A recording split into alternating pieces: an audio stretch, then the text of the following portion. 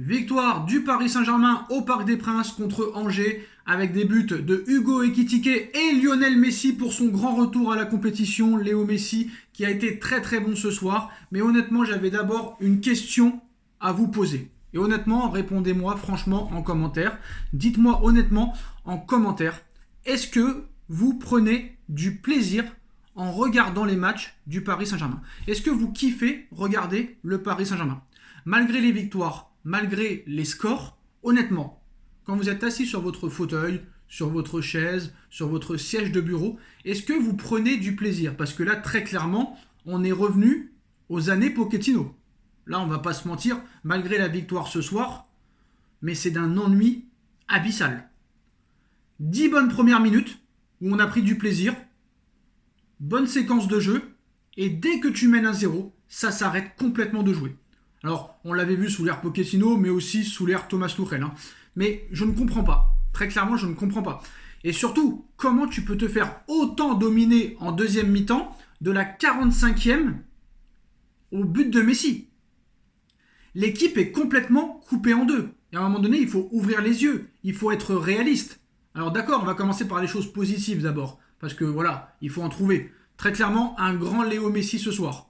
Pour son retour, je ne m'attendais pas à ça. Franchement, je m'attendais à un Lionel Messi qui allait traîner, qui allait marcher. Mais là, très clairement, on a vu un Léo Messi qui est venu redéfendre, qui a distribué, qui a essayé d'accélérer le jeu. Buteur. Il est au départ de l'action sur le but de Hugo Ekitike. D'ailleurs, Hugo Ekitike qui marque pour la deuxième fois consécutivement. Ça va lui donner de la confiance. C'est très très bien. On va parler aussi des choix de Galtier parce qu'il y a une grosse information qui sera dite et dévoilée dans quelques minutes à propos de Campos et de Christophe Galtier. Neymar qui prend un carton jaune. Alors je vais en parler encore de Neymar. Très clairement, Neymar sur ce match, il n'a servi strictement à rien.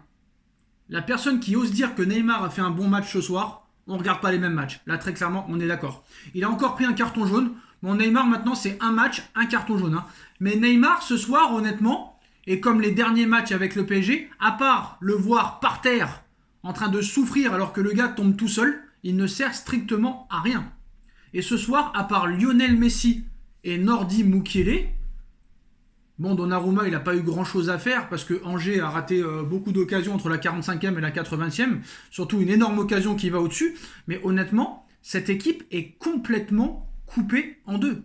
Cette équipe subit tout le temps. Que ce soit contre le 20e, le 15e, le 10e, le 5e, le 1er.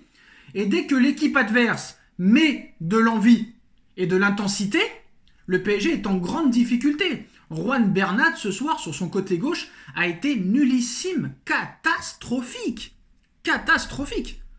Alors j'ai critiqué El Shaddai, mais El Shaddai aurait été meilleur que Juan Bernat à gauche, quoi qu'il en soit. Très clairement, quoi qu'il en soit. Le milieu de terrain n'a pas apporté grand-chose. D'ailleurs, petite anecdote sur le choix de ne pas avoir mis Warren Emery titulaire.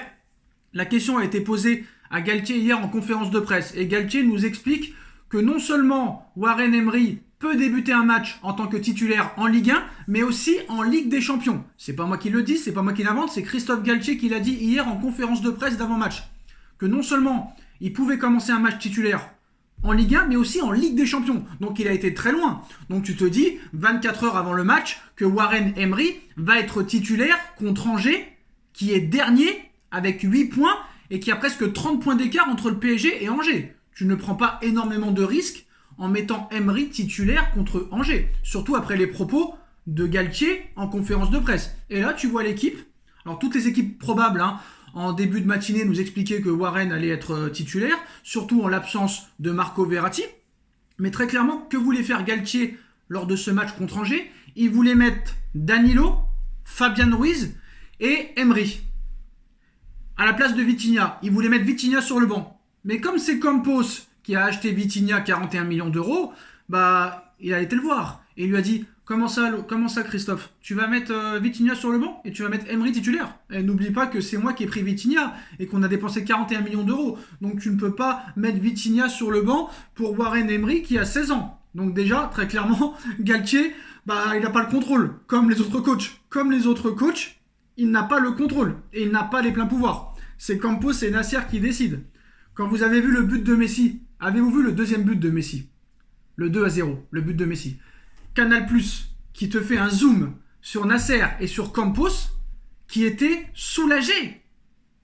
Dès que Messi a marqué le deuxième but, ils étaient soulagés. Ils sont soulagés de mener 2-0 contre Angers. Alors que normalement, vu la physionomie du match, tu marques au bout de la 10e minute, tu dois continuer à vouloir attaquer, à vouloir jouer et à continuer dans la perspective des 10 premières minutes. Eh ben non, au Paris Saint-Germain, c'est que tu mènes à 0 et tu t'arrêtes, très clairement. Alors Hugo Ekitike, je suis content, ça va lui donner de la confiance. Messi a été très bon, pour moi Messi c'est l'homme du match ce soir. Emery aurait dû être titulaire, mais voilà, c'était à la place de Vitinha, et ça c'était pas possible pour Campos. Aux yeux de Campos, il est impossible d'avouer ses erreurs. Il n'y aura pas de recrutement, il n'y aura pas de mercato, à moins d'un départ. Peut-être que Pablo Sarabia serait proche du départ, et là, c'est possible que Paris le remplace. Je suis désolé, rien qu'en 15 minutes de Emery, j'ai vu plus de choses que sur Fabien Ruiz. Très clairement, hein. Voilà, Emery doit être titulaire dans cette équipe. Mais sinon, voilà, il y a toujours un problème au niveau des ailiers, il y a toujours un problème au niveau du milieu de terrain. L'équipe est coupée en deux. Sur les côtés, c'est très facile d'éliminer les joueurs parisiens. Ramos a joué attaquant tout le match. Ramos, on l'a vu plus devant que Neymar. Ramos a joué plus haut ce soir que Neymar. Mais Neymar ne sert strictement à rien ce soir. Voilà, j'ai envie de te dire. Donc maintenant, on va jouer contre Rennes dimanche. Rennes, c'est l'un des plus beaux footballs de ce début de saison. Après, Rennes a perdu ce soir contre Clermont. Rennes qui s'est retrouvé à 9 contre 11. Je pense que Rennes va jouer le match de sa vie comme Lens la semaine dernière. On verra contre Rennes qu'est-ce qui va se passer. Parce que je pense que Rennes va mettre beaucoup d'intensité, beaucoup d'envie, beaucoup de pression, beaucoup de pressing. Et Paris, quand c'est comme ça, ils ont du mal à répondre. Même contre Angers, ils ont eu du mal à répondre. Pendant une demi-heure en deuxième mi-temps, Paris s'est fait trimballer face à Angers. Donc les choses positives ce soir, je n'en vois pas. Parce que moi, je vois le Bayern arriver. Mais avant le Bayern, je vois Rennes arriver. Et je vois aussi Marseille arriver au mois de février. Et le match contre Marseille va être entre les deux matchs du Bayern. Marseille qui est en pleine bourre. Marseille qui explose tout le monde. Au Vélodrome, ça va être très compliqué. Mais bon, comme vous le savez, pour l'instant, c'est l'objectif. Et moi, ce qui m'inquiète le plus au Paris Saint-Germain, c'est que tu vois comment les joueurs célèbrent avec les supporters. Alors, c'est bien de célébrer. Voilà, on leur a souvent reproché de ne pas célébrer les victoires avec les supporters. Mais là, la façon dont ils célèbrent à chaque fois, les joueurs du PSG, t'as l'impression que quand ils battent Angers, quand ils battent Châteauroux ou quand ils battent Brest, on a l'impression qu'ils ont battu le Real Madrid, le Bayern ou le Barça ou Manchester City en finale de Ligue des Champions. Ça prouve quand même le peu de confiance qu'a cette équipe à l'heure actuelle. Cette équipe est complètement coupée en deux. Je vous invite très clairement à revoir le match, si vous en avez le courage. Mais très clairement, si vous n'en avez pas le courage, regardez de la 45e au but de Messi. Comment tu peux te faire autant trimballer? Contre Châteauroux, tu t'es fait dominer presque une mi-temps entière. Contre Lens, tu t'es fait dominer tout le match. Alors qu'est-ce que ça va être contre le Bayern de Munich? Ça risque d'être terrible. Et moi, je vois que Nasser et M. Campos ont la transpiration qui coule au coup du front. Il n'y a pas de profondeur de banc. Ça va être très compliqué. Là, on est revenu aux années Pochettino et encore. Je me rappelle quand même, parce que Pochettino, c'était l'année dernière, on s'ennuie encore plus qu'avec Pochettino. Et je ne pensais pas que c'était possible. Voilà. Les scientifiques ne l'avaient pas dit. Donc tout est possible dans la vie. Tu peux faire encore pire que pire.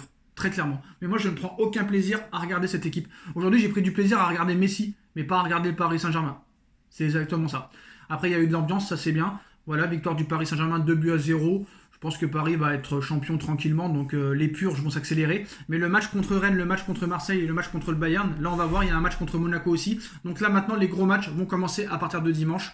Donc voilà les postos, on va se laisser maintenant, on va s'arrêter là.